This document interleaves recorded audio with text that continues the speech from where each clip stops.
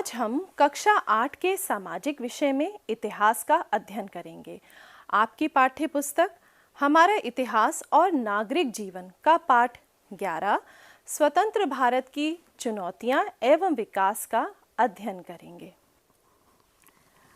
बच्चों, जैसा कि आप ये चित्र देख रहे हैं, इस चित्र में स्वतंत्र भारत के प्रथम प्रधानमंत्री पंडित जवाहरलाल नेहरू को शपथ दिला रहे हैं स्वतंत्र भारत के प्रथम गवर्नर जनरल लॉर्ड माउंटबेटन। हमारा देश 15 अगस्त सन 1947 को स्वतंत्र हो गया था और 14 अगस्त की मध्य रात्रि में पंडित जवाहरलाल नेहरू जी ने संविधान सभा में अपने एक ऐतिहासिक भाषण में कहा, रात को 12 बजे जब पूरा विश्व सो रहा है तब भारत जीवन और स्वाधीनता की ओर अग्रसर है, अर्थात भारत जीवन और स्वतंत्रता आज़ादी की तरफ अग्रसर बढ़ रहा है। भारत की करोड़ों जनता का सपना सच हो चुका था, लेकिन स्वतंत्रता के पश्चात भारत के सामने बहुत सारी चुनौतियां थीं जिनका निराकरण करना था एवं बहुत समस्याएं भी थीं जिनका समाधान भारत की सरकार को करना था। आइए भारत की तत्कालीन समस्याओं के बारे में विस्तार से जानते हैं। शरणार्थियों की समस्या, जैसा कि आप चित्र में देख सकते हैं बच्चों, कुछ शरणार्थी अपना सामान लेकर जब कुछ लोग एक देश से दूसरे देश में जाते हैं तो उन्हें हम शरणार्थी कहते हैं। तो आप चित्र में देख रहे हैं कुछ शरणार्थी अपना सामान लेकर भारत में आते हुए। भारत में सबसे बड़ी समस्या आई थी शरणार्थियों को बसाने की समस्या। देश के विभाजन के तुरंत बाद लगभग 75,000 हिंदू, मुसलमान और सिख शरणार्थियों को बसाने की समस्या भारत सरकार के सामने आई थी। इसका निदान किस प्रकार किया गया था? भारत सरकार ने करोड़ों रुपए खर्च करके इन शरणार्थियों को बसाया था। कैसे बसाया था? इन्हें बने हुए मकान दिए गए थे और इन्हें भूमि भी दी गई थी। देशी रियासतों का भारतीय संघ में विलय की समस्या। जब हम आज़ाद हुए तो हमारे देश में लगभग 260 रियासतें थीं और इन रियासतों को भारतीय संघ में विलय करना आवश्यक था। क्यों आवश्यक था? इसलिए क्योंकि अगर ये रियासतें भारत में ना मिलती तो देश कई टुकड़ों में बंट जाता और गृह युद्ध हो जाता।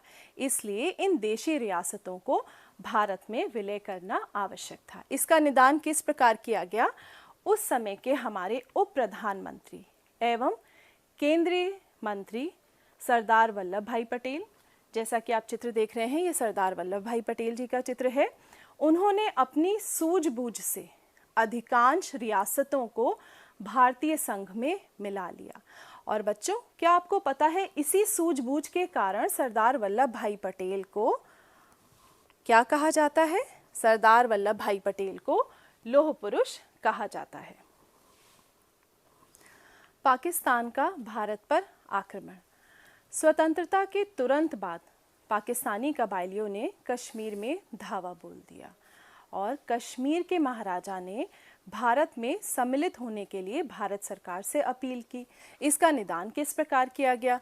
भारतीय जवानों ने कश्मीर से कबायलियों को खदेड़ दिया और कश्मीर भारत का अभिन्न अंग बन गया।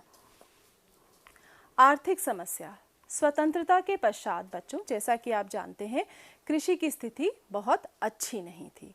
हमारे देश में गेहूं और जूट के अधिकांश सिंचित क्षेत्र पाकिस्तान के हिस्से में चले गए थे, जिस कारण हमें खाद्यान्न की समस्या हुई और देश की बढ़ती हुई जनसंख्या के कारण खाद्यान्न की समस्या सरकार के सामने थी।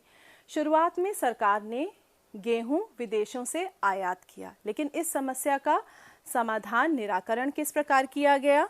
सरकार के लगातार प्रयासों के कारण देश में खाद्यान्न का उत्पादन बढ़ा, जमींदारी प्रथा को सरकार ने समाप्त किया और काश्तकारों को भूमि दी गई।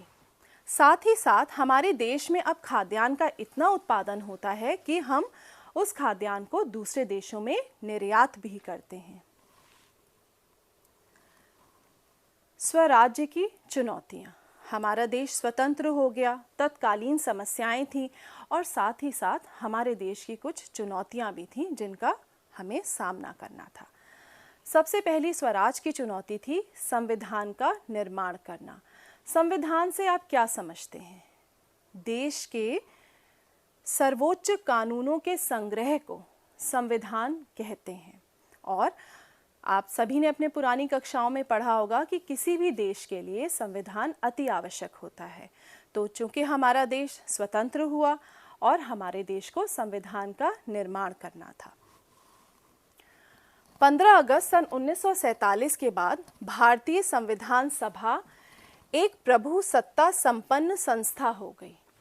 प्रभुसत्ता संपन्न संस्था से आप क्या समझते हैं बच्चों? जब भारत की सरकार या संविधान सभा अपने आंतरिक और बाहरी मामलों को करने के लिए पूर्ण रूप से स्वतंत्र होती है तो हम प्रभुसत्ता संपन्न संस्था और हमारा देश प्रभुसत्ता संपन्न देश हो गया। अब इसे भारतीय संविधान का निर्माण करना था। जैसे कि हमने जाना कि 1946 में संविधान सभा का निर्माण हुआ और क्योंकि आप जानते हैं कि भारत की आज़ादी में विभिन्न प्रांतों से लोगों ने भाग लिया, देश की आज़ादी के लिए लड़ाई लड़ी, तो संविधान सभा में प्रत्येक प्रांत के लोगों को शामिल किया गया। संविधान सभा के अध्यक्ष डॉक्टर राजेंद्र प्रसाद थे और 389 लोग इसके सदस्य थे। संविधान सभा के अंतर्गत प्रारूप समिति बनाई गई। प्रारूप समिति, जिसे अंग्रेजी में हम ड्राफ्टिंग कमेटी कहते हैं, बनाई गई और इसके चेयरमैन थे डॉक्टर भीमराव रामजी अंबेडकर। जैसा कि आप चित्र देख सकते हैं बच्चों, ये डॉक्टर भीमराव रामजी अंबेडकर का चित्र है और ये प्रारूप संविधान सभा के प्रारूप समिति ड्राफ्टिंग कमेटी के चेयरमैन थे, जिनका मुख्य कार्य क्या था? संविधान को लिखना। और हमारा संविधान, जैसा कि आप जानते हैं, सबसे बड़ा और लिखित संविधान है। इसको बनने में लगभग 2 वर्ष 11 माह और 18 दिन लग गए। और ये कब बनकर तैयार हुआ? भारतीय संविधान 26 नवंबर 1949 ईस्वी में बनकर तैयार हो गया। कब बनकर तैयार हुआ? 26 नवंबर 1949 में। हमारे संविधान को लागू कब किया गया बच्चों? हमारे संविधान को 26 जनवरी 1950 ईस्वी में लागू कर दिया गया और संविधान लागू होने के साथ ही भारत एक गणतंत्र देश हो गया। आप सभी जानते हैं बच्चों, 26 जनवरी को हम गणतंत्र दिवस, रिपब्लिक डे सेलिब्रेट करते हैं। आपको याद रहेगा बच्चों, 26 जनवरी को ही हमारे संविधान को लागू किया गया था। और गणतंत्र दिवस में हम अपने स्कूलों में ध्वजारोहण करते हैं, राष्ट्रगान गाते हैं और विभिन्न सांस्कृतिक कार्यक्रम होते हैं।